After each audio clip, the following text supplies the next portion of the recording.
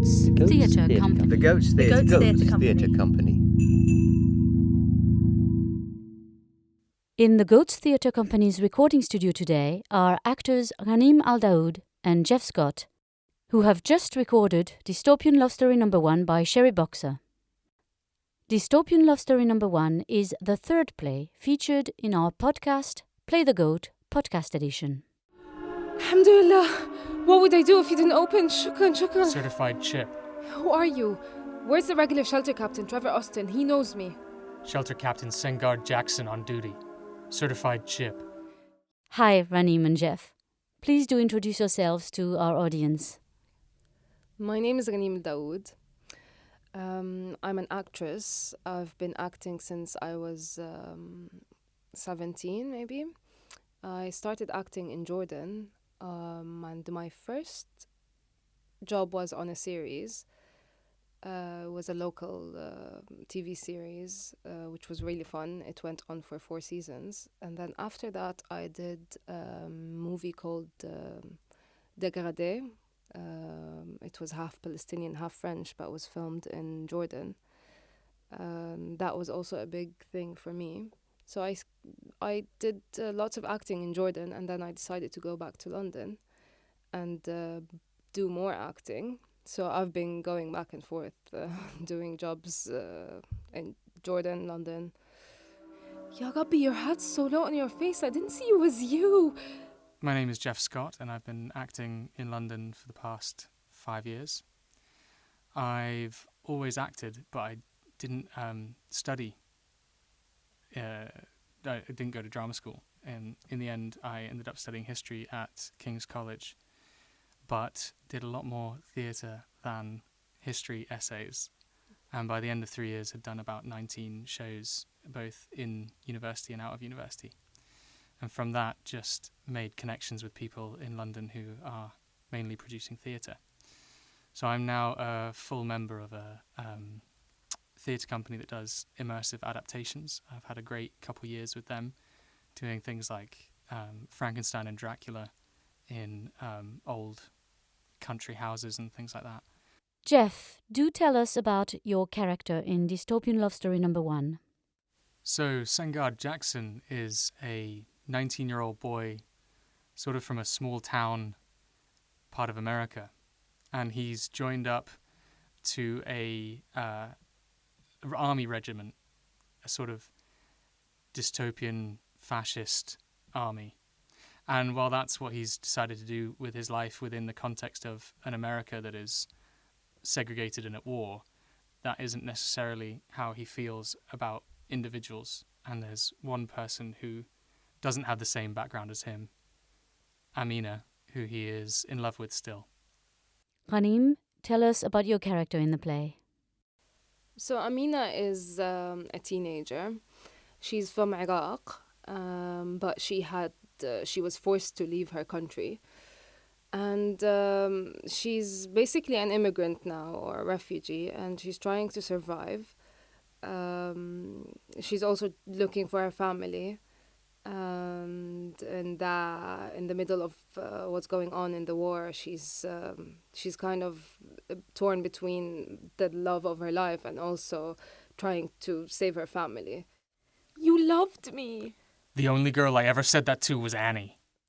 Tell us why you wanted to become an actress. I think I wanted to be an actress since I was young. Mostly because I used to watch a lot of movies. Egyptian movies, surprisingly, and French. And I was fascinated by what they do. And then when I started, it was really like a therapy for me, for self-expression. It's all that. It's a passion. It helps me express myself. And yeah. Jeff, why did you want to be an actor? Well, there's nothing else I want to do, so... No, on a serious note, I think that acting and telling stories brings so much to the wider world, not least making people feel empathy and have insight into other people that they wouldn't otherwise know about or meet in the regular world. You just vanished. Because right before prom, when the commander decreed open mating season on brown XXs, white hunters weren't restricted to mature specimens. How many girls like me were forcibly mated? I usually ask the actors and writers coming to talk to us to relate their proudest moment as an actor or writer. So I will ask you, what is your proudest moment as an actor? My proudest acting moment was in Jordan. I was in a play called The Bold Soprano, and I won Best Performance. But that's not the reason why it's my proudest moment. It's because it was a silent play, and I was so into the character, and I wasn't sure if I'm doing well or not. But at the end, and I was so scared, like, am I being good? Am I in character? You know. And then towards the end, I was just so immersed in the character that when it's finished, everyone was clapping and were very giving me compliments and were just like, "That's amazing! You didn't have to say a word, but you did beautifully." So yeah, I think that would be it.